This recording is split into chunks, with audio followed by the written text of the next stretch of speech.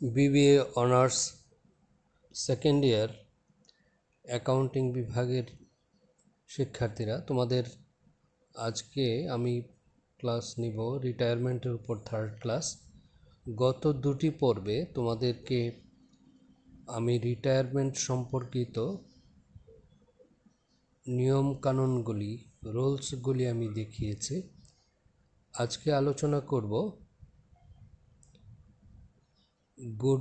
গুডউইলের capital adjustment মেথডে একটি problem দিব এবং সেটিকে সলভ করে আমি এই সংক্রান্ত গেইনিং রেশিও সম্পর্কে তোমাদের কিভাবে বের করতে হয় এবং যদি এগ্রিমেন্টে না থাকে তাহলে কিভাবে এর ট্রিটমেন্ট করতে হবে সেগুলি আমি দেখাবো। প্রথমেই আমরা একটা প্রবলেম দিয়েছি। প্রবলেমটি হলো A, B, C are partners sharing profit and losses 4:3:2. B retire from the firm. The goodwill of the firm be fixed at taka 74,000. The new ratio of A and C are 5:3. No goodwill be raised. Required. Calculate the gaining ratio and show the journal entries. এই প্রবলেমটিতে তোমরা খেয়াল করো যে old ratio ছিল 4:3:2 এবং B retired করেছে। Partner ছিল A B C তিনজন এবং বি রিটায়ার্ড করেছে, সুতরাং থেকে গেল এ অ্যান্ড সি।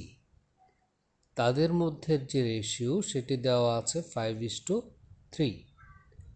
আরও একটি কথা বলা আছে, নো গুডউইল বি রেইজড। গুডউইলকে ব্যালেন্স শিটে দেখানো হবে না। তবে এই ফার্মের টোটাল গুডউইল হলো 74,000। তাহলে আমাদের এই প্রবলেমটি সলভ করতে হবে ক্যাপিটাল অ্যাডজাস্ট মেথডে, অর্থাৎ গুডউইলের ট্রিটমেন্টটা হবে ক্যাপিটাল অ্যাডজাস্টমেন্ট মেথডে। তাহলে আমরা জানি we know gaining ratio equal to new ratio minus old ratio. আমার এখানে ওল্ড রেশিও এবং নিউ রেশিও দুটোই দেওয়া আছে। এই ক্ষেত্রে A S gain 5:3, new ratio 5/8 minus old ratio 4/9, অর্থাৎ 4, 3, 7, 2, 9 এর 4 ভাগ হলো এর। তাহলে এ কতটুকু গেইন করলো?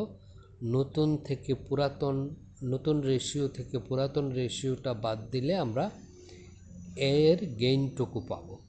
তাহলে এস গেইন হলো 9/72। আর সিজ গেইন, সি এর আগে পেত 9/2, বর্তমানে পায় 8/3। তাহলে নতুন ratio 3/8 minus old ratio 9/2 equal to 11/72। তাহলে যে রিটায়ার্ড করবে বি এর গুডউইলের অংশ কত? বি এর গুডউইলের অংশ হলো 74,000-এর 9/3, যেহেতু 4:3:2 বি রয়েছে মাঝে, সুতরাং তার রেশিও হলো 9/3। তাহলে 74,000-এর 9/3 ইকুয়াল টু 24,667, আর এটা ভাগ হয়ে যাবে কোন রেশিওতে? গেইনিং রেশিওতে। তাহলে অ্যাজ শেয়ার অফ ইট এর অংশ হবে 24,667 ইন্টু 20/9, যেহেতু তাদের নতুন গেইনিং রেশিওটা হলো 9/9:11, তাদের গেইনিং রেশিও হলো 9:11, অর্থাৎ 20 ভাগের 9 ভাগ হলো এর এবং 20 ভাগের 11 ভাগ হলো সি এর। সি বেশি গেইন করেছে, এ কম গেইন করেছে, সুতরাং এর এজ share of it 24,667 into 9/20, that is 11,100, এবং সিজ শেয়ার অফ ইট অর্থাৎ বি থেকে সি পাবে কতটুকু? 24,667 into 11/20, that is 13,567। এর জন্য জার্নাল হবে, পাশে দেয়া আছে দেখো, A's capital debit 11,100, C's capital debit 13,567, and B's capital credit 24,667। এই হলো আমাদের এই অঙ্কটার সলিউশন। তাহলে আমরা দেখতে পেলাম যে ক্যাপিটাল অ্যাডজাস্টমেন্ট মেথডে জার্নাল হয় একটা, অর্থাৎ কন্টিনিউইং পার্টনার্স ডেবিট আর রিটায়ারিং পার্টনার্স ক্রেডিট। কন্টিনিউ কারা করছে? এ কন্টিনিউ করছে, সি কন্টিনিউ করছে, সুতরাং A's capital debit, C's capital debit, B রিটায়ারমেন্টে যাচ্ছে, সুতরাং বিস ক্যাপিটাল ক্রেডিট। এই জার্নাল, একটি জার্নাল এর জন্য আমাদের পাস করতে হবে। তো এরপরে আসো, আমরা যদি ওল্ড রেশিও দেয়া না থাকে তাহলে আমরা কিভাবে করব, যদি নিউ রেশিও দেয়া না থাকে তাহলে কিভাবে করব, এবং এই সংক্রান্ত এগুলি আমরা এখানে আলোচনা করব।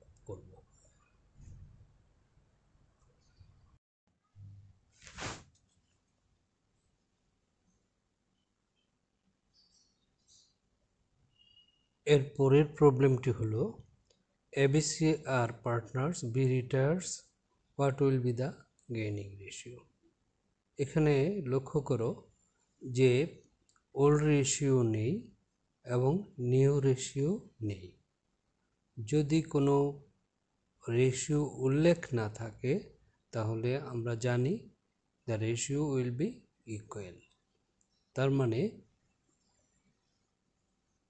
তাদের এ বি সি এর মধ্যে কোনো রেশিও উল্লেখ নেই, তার মানে হলো চুক্তিতে যদি এ ধরনের উল্লেখ না থাকে তাহলে অংশীদারগণ, সকল অংশীদারগণ মুনাফার অংশ সমানভাবে ভাগ করে নেবেন।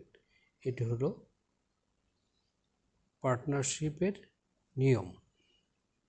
সুতরাং তাদের পুরাতন রেশিও ছিল 1:1:1, এবং বি যেহেতু রিটায়ার্ড করেছে তাহলে এ এবং সি থাকলো, এ এবং সি এর রেশিও হবে সেই আগের রেশিও 1:1:1।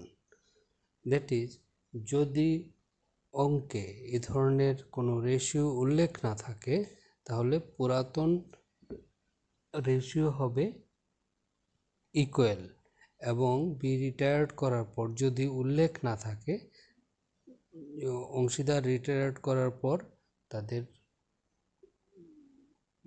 মুনাফা লাভ লস ভাগ করার অনুপাতও হবে পুরাতন অনুপাত। তারপরে দেখো AB X Y Z are partner,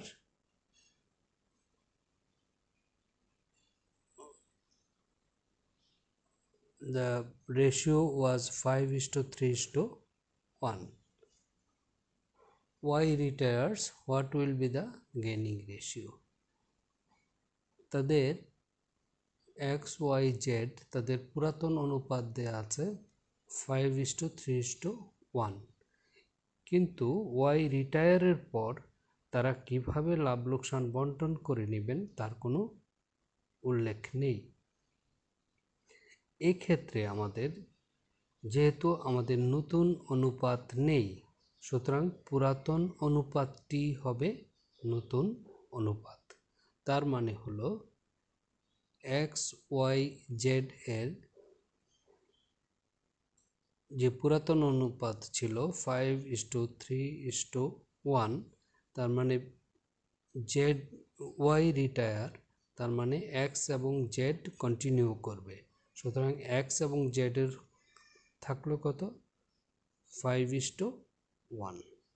তাহলে তাদের নতুন অনুপাত হবে 5:1 এবং গেইনিং অনুপাতও হবে 5:1।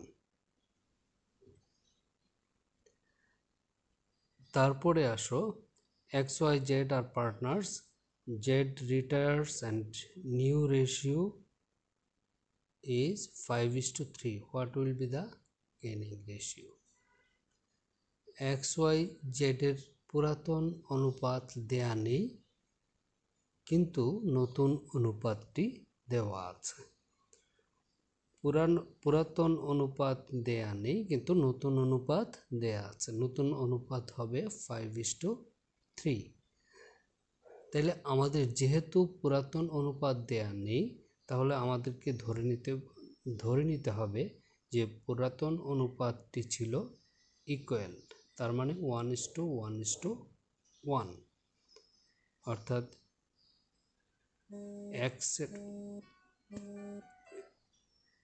এক্স এর 3/1, ওয়াই এর 3/1 এবং জেড এর 3/1। এখন তাদের নতুন অনুপাত হবে 5:3।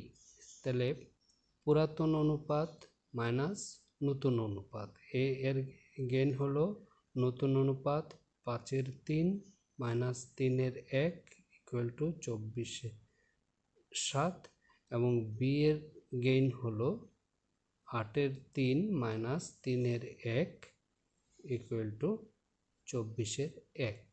সুতরাং তাদের গেইন ছিল A/B 5:3।